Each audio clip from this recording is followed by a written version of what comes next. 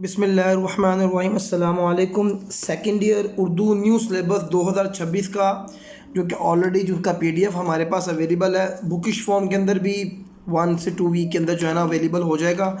اب ہم نے جس طرح فرسٹ ایئر کے اسٹوڈنٹس کے لیے تھرو آؤٹ دا ایئر ہم نے آپ کے ایگزامینیشن ڈے تک جو ہے نا بورڈ کے سارا سلیبس ہم نے اپلوڈ کیا تھا، جس میں گرامر کا پورشن، آبجیکٹیو کا، معروضی، نثر، انشائیہ، خلاصے، سارا کچھ۔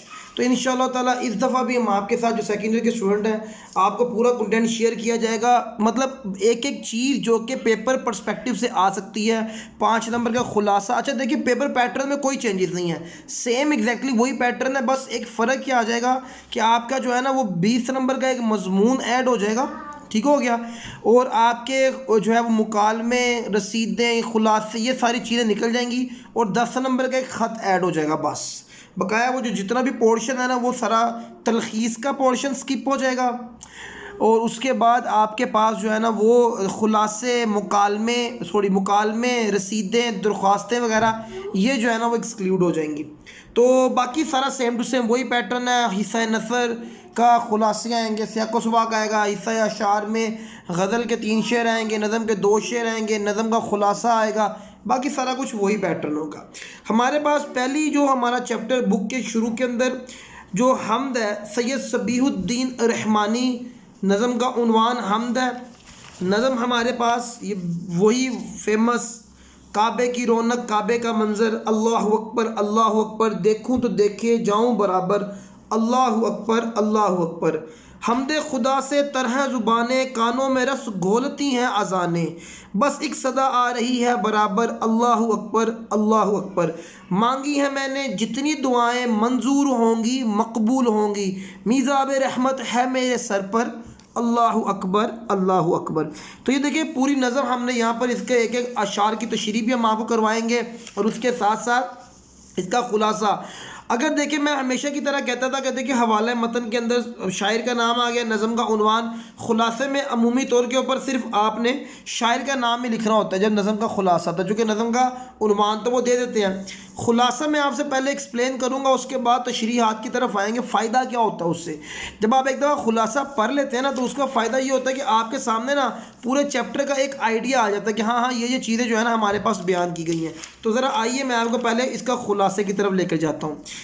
کعبے کا منظر آنکھوں کو فرحت بخشنے والا ہے۔ کعبے کا منظر آنکھوں کو فرحت بخشنے والا ہے۔ فرحت کا مطلب ہوتا ہے کہ ٹھنڈک۔ کعبے میں ہر طرف اللہ کی حمد و ثنا بیان کی جا رہی ہے۔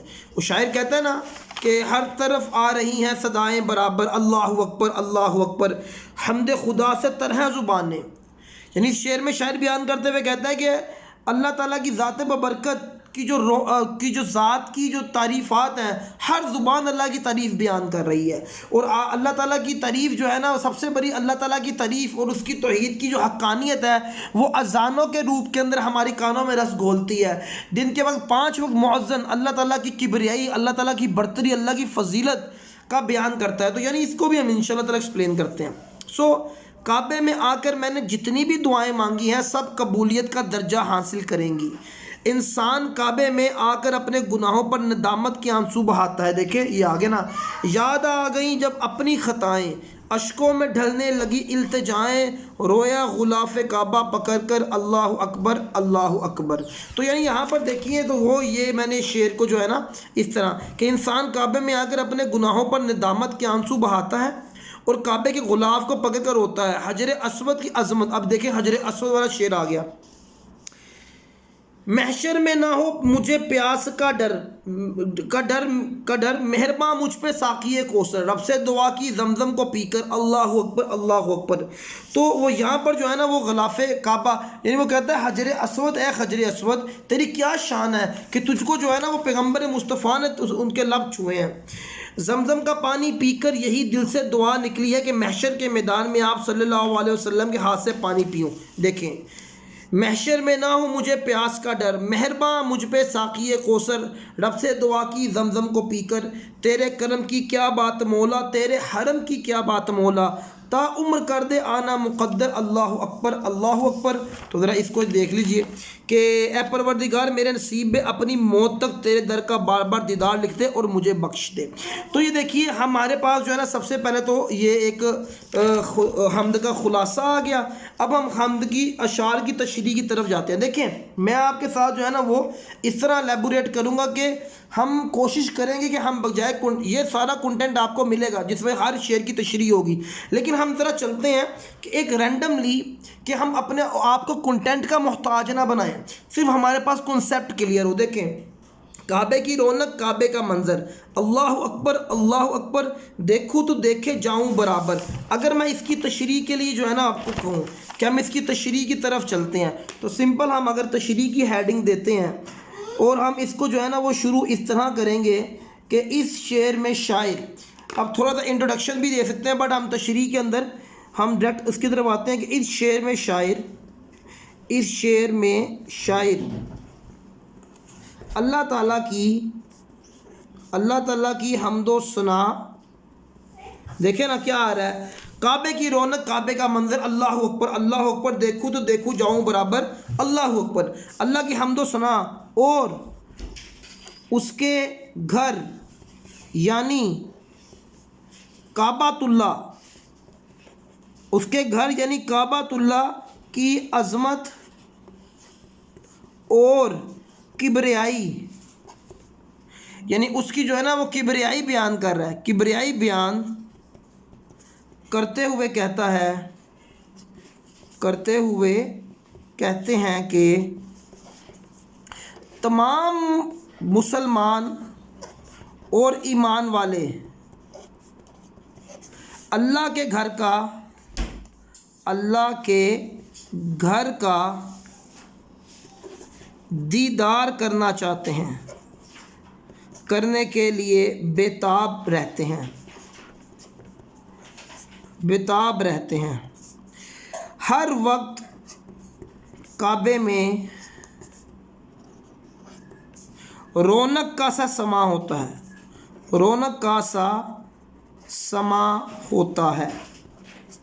دیکھیں نا آپ الیبوریٹ کرتے جائیں، دیکھوں تو دیکھے جاؤں برابر۔ شاعر کے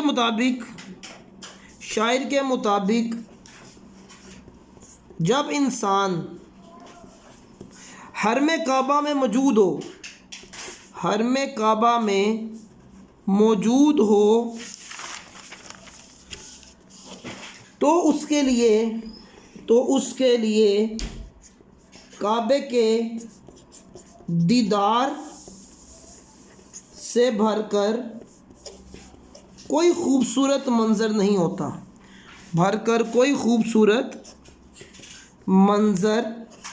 نہیں ہوتا۔ شاعر بھی اپنی کیفیت کا اظہار کرتے ہوئے اب دیکھیں نا میں کوشش کیا کر رہا ہوں، میری کوشش یہ ہے کہ ہم جو ہے نا وہ الفاظ کو اپنے خیالات کے مطابق ڈھال لیں، بجائے کہ ہم گائیڈیں کھولیں اور ایک کنٹینٹ کو رٹے ماریں۔ ہاں آپ گائیڈ لائن لازمی لے لیجئے۔ اظہار کرتے ہوئے کہتا ہے، دیکھیں نا اب شعر کیا کہہ رہا ہے، دیکھوں تو دیکھے جاؤں برابر، اللہ اکبر اللہ اکبر۔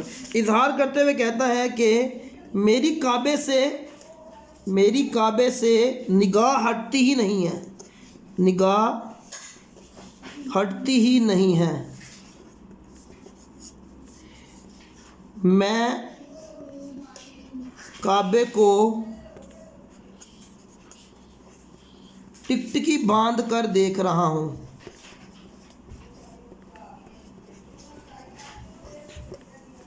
تو دیکھیں اب اس طرح جو ہے نا ہم اپنے خلاصے کی مدد سے بھی جو ہے نا وہ اشعار کی تشریح کریں گے۔ حمد خدا سے طرح زبانیں، کانوں میں رس گھولتی ہیں اذانیں۔ اب دیکھیں نا یہاں پر جو ہے نا وہ رس گھولتی ہیں اذانیں، تو یہاں پر اذانوں کا ذکر ہے، تو اذانیں ہم یہاں پر کہیں گے۔ اس شعر میں بھی شاعر اللہ تعالیٰ کی حمد و ثنا بیان کرتے ہوئے فرماتا ہے کہ ہر طرف جو ہے نا اللہ تعالیٰ کی تعریفات کا ہی ذکر ہے، اللہ تعالیٰ کی کبریائی، اس کی وحدانیت کا، اس کی توحید کا درس ہے، اور آپ اللہ تعالیٰ نے اپنی توحید کا درس دیا اور اپنی توحید جو ہے نا وہ دنیا کے کونے کونے میں پھیلا دی. اور اللہ تعالیٰ کی توحید کی سب سے بڑا جو ہے نا گواہ وہ 5 وقتہ اذانیں ہیں. جب مؤذن مسجد کے اندر سے 5 بار صدائیں لگاتا ہے تو یہ اذانیں ایمان والوں کے دل میں جو ہے نا وہ ایمان والوں کے دل اور ان کے کانوں میں ایک خوبصورت آواز بن کر جو ہے نا اترتی ہیں اور ایمان والے اپنے رب کی یاد کی طرف لپکتے ہیں. اذانیں ہی اصل میں جو ہے نا وہ اللہ تعالیٰ کی طرف سے مؤذن جو ہے نا وہ اللہ تعالیٰ کا پیغامبر ہے, پیغام پہنچاتا ہے کہ اے ایمان والو پلٹو کامیابی کی طرف, پلٹو فلاح کی طرف. اور اللہ اکبر کا مطلب یہ ہے کہ تمہارا رب سب سے بلند اور سب سے عظمت والا ہے. تو دیکھیں آگے آ جائیں. مانگی ہیں میں نے جتنی دعائیں منظور ہوں گی مقبول ہوں گی. اس شعر میں شاعر اللہ تعالیٰ کی تعریف بیان کرتے ہوئے کہتا ہے کہ اللہ تعالیٰ اپنے مانگنے والوں کو, اپنے بندوں کو خالی خات کبھی نہیں لٹاتا.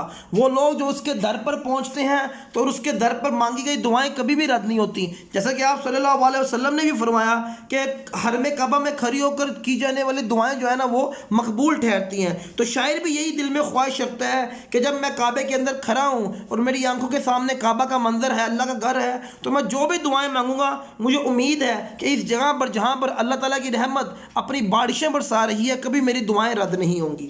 یاد آ گئیں جب اپنی خطائیں اشکوں میں, اشک کہتے ہیں آنسوؤں کو, ڈھلنے لگی التجائیں, رویا غلاف کعبہ پکڑ کر اللہ اکبر اللہ اکبر. اس شعر میں شاعر اپنی نادانیوں, اپنی کوتاہیوں, اپنے گناہوں کا اعتراف کرتے ہوئے کہتا ہے کہ جب وہ حرم کعبہ میں گیا اور اس کے سامنے اللہ کا گھر آیا تو اس نے اللہ کے گھر کے غلاف سے پکڑ کر اس کو اپنے گناہ یاد آ گئے اور اس کو اپنی وہ ندامتیں اور خطائیں یاد آ گئیں اور اس نے اپنی ندامتوں اور خطاؤں کو اللہ کے ہاں سے معاف کروانے کے لیے اپنے آنسوؤں کی جھڑی لگا دی اور وہ گر گرا کر اللہ کے آگے رویا. چونکہ انسان جب اپنے خالق کے سامنے جاتا ہے اور سجدے میں اپنے سر کو رکھتا ہے تو وہ اپنے آپ کو عاجزی شو کرواتا ہے, اپنی عاجزی کا اظہار کرتا ہے. تو اللہ کو انسان کی یہی تو عاجزی پسند ہے اور جب اللہ تعالیٰ اپنے بندے کی یہ عاجزی دیکھتا ہے تو اس کی تمام خطائیں معاف کر دیتا ہے. محشر میں نہ ہو مجھے پیاس کا ڈر, مہرباں مجھ پہ ساقی کوثر. رب سے دعا کی. اس شعر میں شاعر بیان کرتے ہوئے کہتا ہے کہ جب انسان اللہ کے گھر جاتا ہے, کعبۃ اللہ کا زیارت کرتا ہے اور اس کے بعد وہاں پر موجود پاکیزہ اور مقدس پانی زمزم جو ہے نا وہ نوش کرتا ہے تو اس کے دل میں یہی خواہش ہوتی ہے کہ اے پروردگار, جیسے کہ آپ صلی اللہ علیہ وسلم کا بھی فرمان ہے کہ زمزم پی کر جو ہے نا وہ اللہ تعالیٰ دعا قبول کرتا ہے. تو جو شخص زمزم پیتا ہے تو شاید بھی یہی کہتا ہے کہ میں زمزم پی کر یہ دعا کرتا ہوں کہ محشر کے میدان میں جب ہر طرف آگ ہی آگ ہوگی, سورج آسمان کے اوپر ہوگا اور سوا نیزے کی مسافت کے اوپر ہوگا, ہر شخص جو ہے نا وہ پسینے میں اور گرمی میں تڑپ رہا ہوگا, اس وقت آپ صلی اللہ علیہ وسلم اپنے امتیوں کو, وہ امتی جو قیامت تک یعنی اپنی آخری عمر تک اللہ کے احکامات پر چلتے رہے, ان کو اپنے ہاتھوں سے کوثر کا پانی پلائیں گے, پھر قیامت کا پورا دن ان کو پیاس نہیں لگے گی. تو شاعر بھی اپنے لیے اس منظر کو پانے کی اور اس منظر میں اپنے آپ کو اللہ کے نبی کے ہاتھ سے کوثر کا پانی پینے کی دعا کرتے ہوئے کہتا ہے کہ اے اللہ, جس طرح دنیا کے اندر جو ہے نا مجھے تو نے یہ سعادت نصیب فرمائی, آخرت میں بھی مجھے یہ سعادت نصیب فرمانا.